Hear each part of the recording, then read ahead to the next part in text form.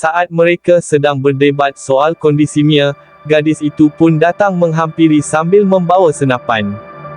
Mia yang sudah dirasuki iblis lalu menembak David di bagian lengan. Setelahnya Mia lalu terjatuh. Olivia bergegas mengambil senapan yang ada di lantai, namun dengan cepat tangan Olivia dipegang oleh Mia. Mia pun memuntahkan cairan seperti dari yang keluar dari mulutnya ke mulut Olivia. Eric yang berdiri di belakang, menarik Mia ke ruang bawah tanah dan mengunci pintu tersebut. Olivia langsung pergi ke kamar mandi untuk membersihkan diri. Ia pun mulai merasakan hal aneh pada dirinya. Eric lantas mencuba mengecek keadaan Olivia di kamar mandi. Eric kejut saat melihat Olivia sedang asyik menyayat mulutnya sendiri menggunakan pisau. Eric yang kejut terjatuh dan langsung diserang oleh Olivia yang membabi buta. Eric pun tak tinggal diam, ia menghantam kepala Olivia hingga tewas. Saat Natalia sedang mencari obat untuk Eric, dari bawah ruangan terdengar Mia memanggil-manggil dan meminta belas kasihan. Natalia tidak tega dengan kondisi Mia, akhirnya ia pun turun ke ruang bawah tanah. Saat Natalia mencapai setengah tangga, Mia pun menyerang Natalia. Natalia berusaha melarikan diri naik ke atas, tapi sayang Mia berhasil menarik Natalia dan diseret ke dalam ruangan dan pintu otomatis terkunci. Di ruang bawah tanah, Natalia disajikan pemandangan mengerikan. Di depan Natalia, Mia membelah lidahnya sendiri menggunakan pisau, lalu mencium hingga menggigitnya. David segera menyelamatkan Natalia. Pintu bawah tanah itu pun secara otomatis terkunci. Eric membakar buku tersebut dengan maksud kutukan tersebut bisa hilang. Tapi anehnya, buku tersebut tak bisa terbakar. Sementara